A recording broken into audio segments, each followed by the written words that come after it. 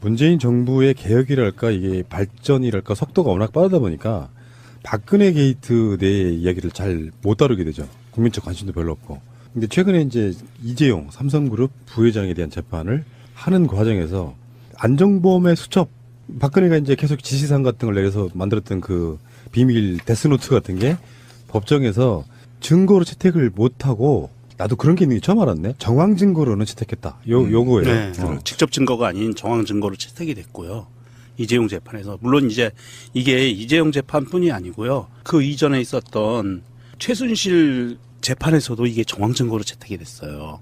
조금 심각한데, 그런데 이제 이게 그 안종범 수첩이 한 번에 다 나온 게 아니라 3차까지 나왔거든요. 지난 6월에 3차 수첩이 7건이 나왔어요. 이 부분은 그러니까 6월 달에 있었던 일을 복기해 보면 안종범의 3차 수첩 7건이 나오고 더하기 문체부 감사가 있었죠. 거기에서 김종 등 이렇게 처벌해달라고 문체부에서 공식 요청을 했어요. 감사원에서. 이런 부분들을 보면 지금 사법부에 대한 부분은 우리가 헌법기관이라 함부로 손대기가 상당히 어려운 부분이 사실은 있어요. 적폐 세력 중에서도 가장 핵심 중에 한 부서이기도 한데, 그럼 이번 차에 이런 돌발적으로 다른 부분들이 나오고 증거들이 자꾸 나오고, 그리고 이제 문재인 정부의 조각이 거의 완성이 됐단 말입니다. 이제는 청문회 조금만 거치면 이제 완성되잖아요. 그러면 이번에는 지난 가을부터 있었던 국정농단 사태에 대한 그 특검이 있었잖아요. 특검이 지금 수사하고자 했던 내용들을 보면 못한 게 있잖아요. 그 못한 부분들을 좀 보완해서 재수사를 했으면 좋겠다 하는 생각이고요. 특검에서 수사를 제대로 들어가지 못했던 것은 이재만 하고요. 그다음에 안봉근, 이 두 사람의 그 국정농단 관여하고 최순실을 비호한 여부, 그다음에 우병우에 관한 건, 그다음에 최순실의 불법 재산 형성, 국내외 은닉 의혹, 청와대 야당 의원 불법 사찰과 최순실의 개입 여부 등이 이게 수사에 손도 못 댄 부분이에요. 그러니까 이 부분을 한번 특검을 다시 가동을 하든지, 아니면 그게 좀 현실적으로 어려우면 검찰에서 서울중앙지검에 주관을 해서 이 재수사를 한번 다시 벌여야 재판부에서도 이 증거능력 문제로다가 이렇게 요리조리 선명하지 못한 모습을 보여주는 부분을 탈피할 수 있지 않을까 하는 생각이 좀 듭니다. 그러니까 그런 거예요. 살인에서 시신이 발견이 됐어. 근데 칼이 옆방에서 발견됐다는 거야. 지금 법원 얘기는, 그러니까 쉽게 한번 더 풀어보면 안종범 수첩이 총 63권이라고. 63권. 그런데 안종범 수첩이 이런 거야. 예를 들면 지금 뇌물공여죄와 관련해서 이 안종범 수첩이 사실은 업무 수첩이라고 해야 됩니다. 이걸 업무 수첩. 공무원인 사람 알아요. 무슨 말인지. 거의 업무 일지죠. 업무 수첩입니다. 업무 일지고요.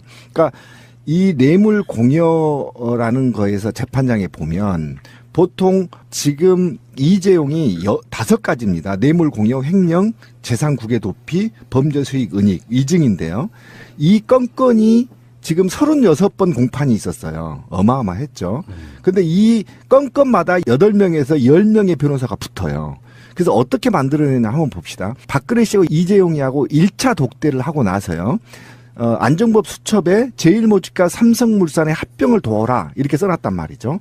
그런데 안종범이 이걸 어떻게 썼냐면요. 1차 독대하고 나서 나갔어. 이재용이 나가고 박근혜가 안종범을 불렀어. 그래서 지시한 걸 받아 적었단 말이야. 그런데 재판부가 뭐라고 하냐면 니네 독대할 때 배석하지도 않았어. 그다음에 녹음 파일도 없기 때문에 증거로 채택하기 어렵다 이렇게 얘기하는 겁니다. 그러면 제가 아까 살인 얘기 다시 얘기해봅시다. 살인해놓고 살인 행위였던 칼, 무기가 죽은 시신 있는 옆에서 발견된 게 아니고 옆방에서 발견됐기 때문에 이건 살인죄가 아니다 이 얘기하고 똑같은 거야. 그래서 그 칼을 증거로 채택할 수 없다고 그러면 무죄 나와버려요. 결론적으로. 예, 법원에서는 이게 정황 증거라는 것을 판단을 할 때 이렇게 판단을 합니다. 지금 신민님이 말씀하신 것처럼 사람이 죽었는데 이게 이 칼로 이 사람이 찔렀으면 찔른 게 확실하고 범인이 소지하고 있다가 걸렸으면 이게 직접 증거인데. 그렇죠. 옆방에서 발견됐다고 지금 정황 증거라는 거예요. 예. 그런데 법원이나 검찰에서 증거 능력을 인정할 수 있는 부분을 집요하게 파고 들어가면 이게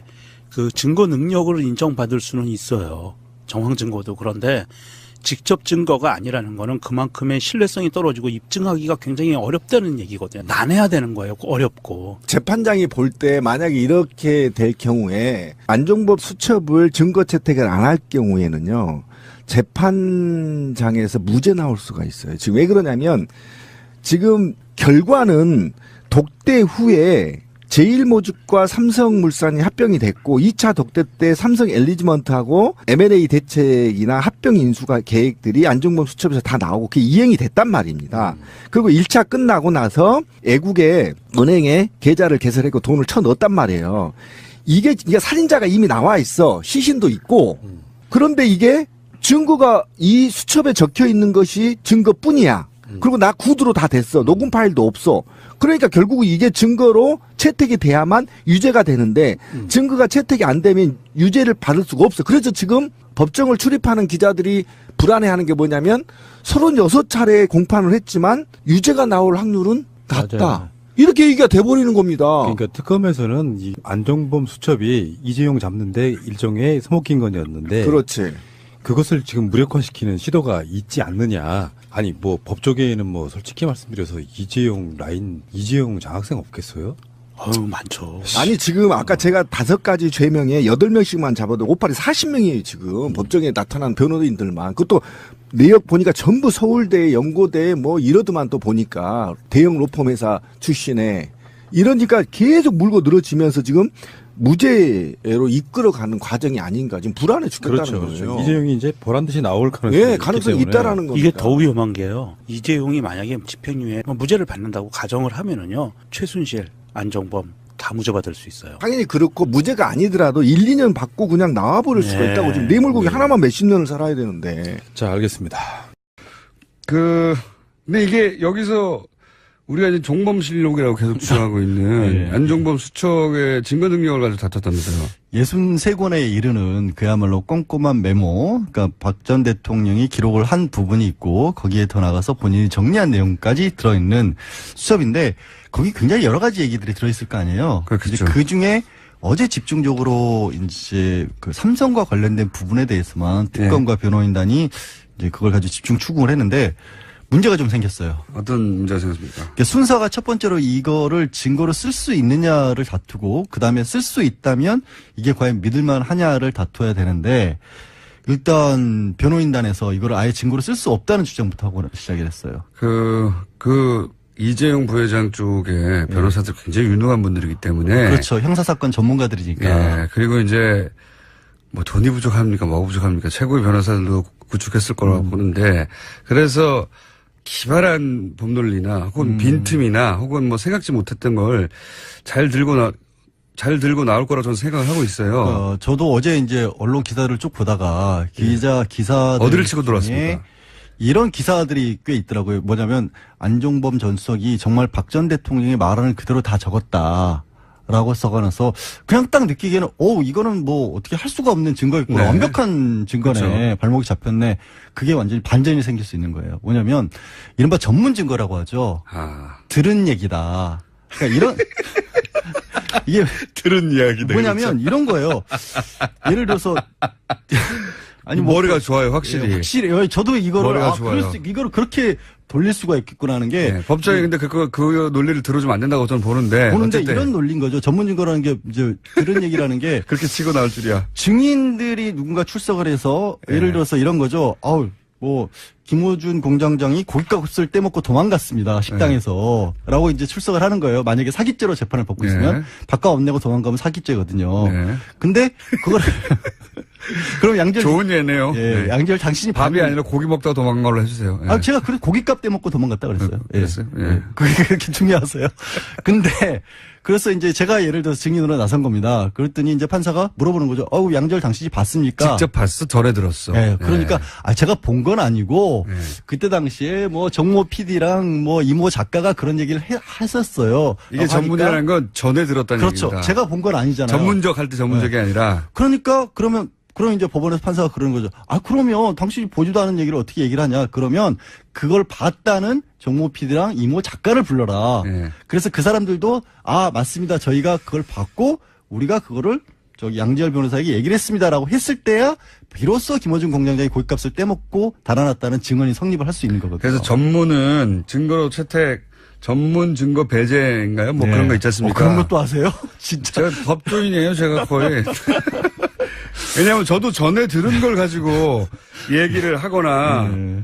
법정에 다투거나 하는 경우가 있기 때문에 하여튼 전에 들은 거는 법정률이 떨어져요. 원칙적으로 못 써요. 원칙적으로 네, 못 쓰고 쓰는데 반드시 본인이 나와서 얘기를 했는데 그럼 이걸 그대로 고수를 하면 그래?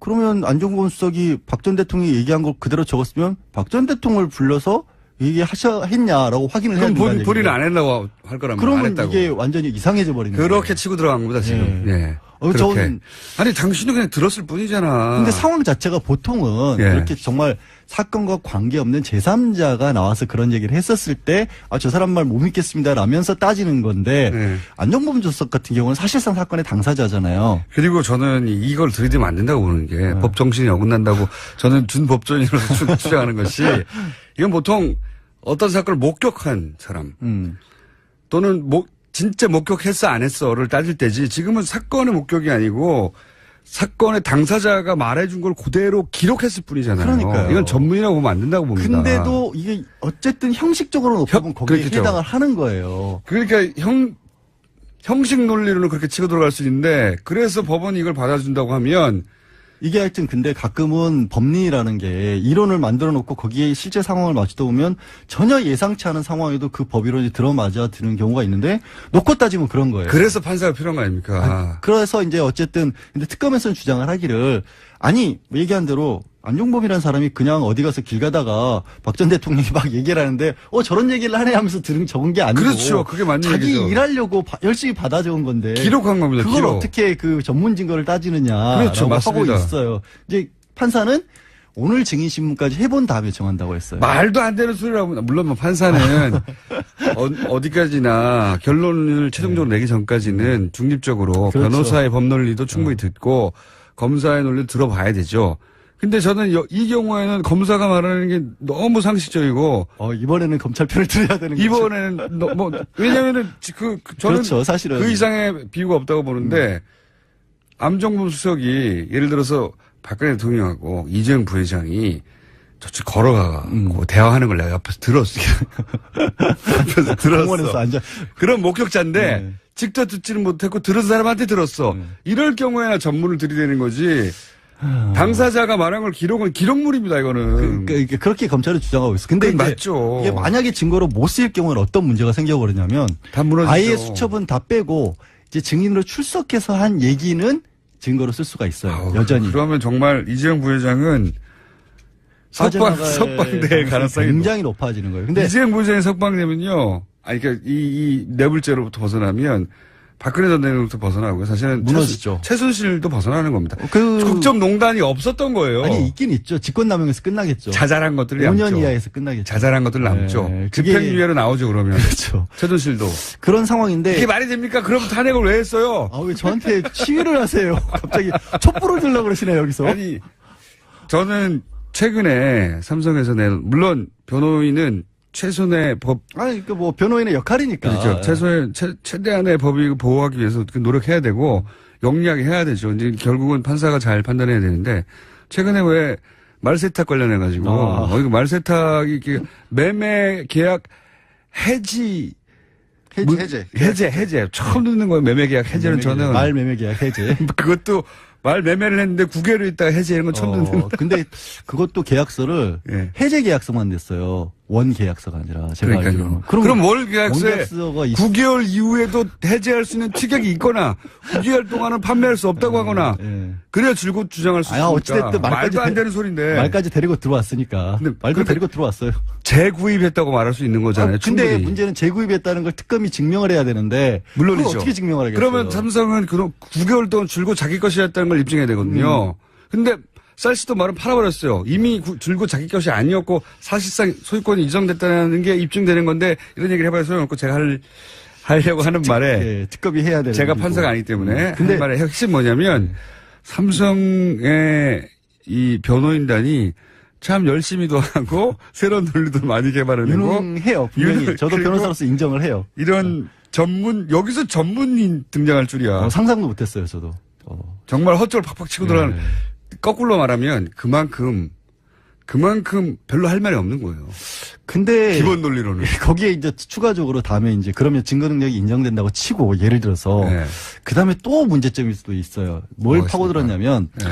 안종범 주석이 워낙 박 전 대통령이 말을 빨리 하니까 네. 단어 위주로 적었다는 건 익히 알려진 사실이잖아요. 그렇죠. 근데 단어 위주로 적어 놓다 보면 주어 수로가 빠져 있으니까 거기에 뭘 끼워 넣느냐에 따라서 말이 완전히 기억을 달라지는 재구성할 때 이게 안정범 수석의 기억에 의존한 것이고 자신이 이렇게 해석했다는 뜻이 되는 그렇죠. 거죠. 그러니까 단어로 예를 들어서 김어준 고깃값 써놓으면 네. 고깃값을 냈다는 건지 떼먹었다는 건지 없지 않느냐 이런 부분을 그것도 맞는 말이긴 맞는 말이죠. 하나하나 다 파고들고 네. 있어요. 거기다가 안종범 주석이 무슨 얘기를 시작하냐면 기억이 안 난대요 이제 또. 안정범 수석은 가만 냅뒀겠습니까? 아, 그렇죠. 네. 하도 많은 얘기를 박 전 대통령이 쏟아내는 바람에 빨리빨리 적느라고 단어로 적었고 네. 일부 사실은 기억이 안 난다라고 얘기를 하고 있고 어제까지만 나온 얘기로 봤었을 때는 합병 절차와 관련돼서는 본인이 한 얘기가 없다라는 쪽으로 지금 입장을 아예. 바꿨어. 네. 도움을 준 적도 자, 없고. 어쨌든 이재용 부회장, 왜냐면은 이 국정농단 사태의 핵심고리가 이재용 부회장이거든요. 뭉칫 돈을 준 주체가 삼성이기 때문에 그게 대가성이 있고 뇌물이냐 아니냐에 따라서는 이 재판 가장 핵심 증인, 핵심 당사자들 박근혜 전 대통령, 최순실, 이재용, 정유라 다 묶여 있는 거거든요.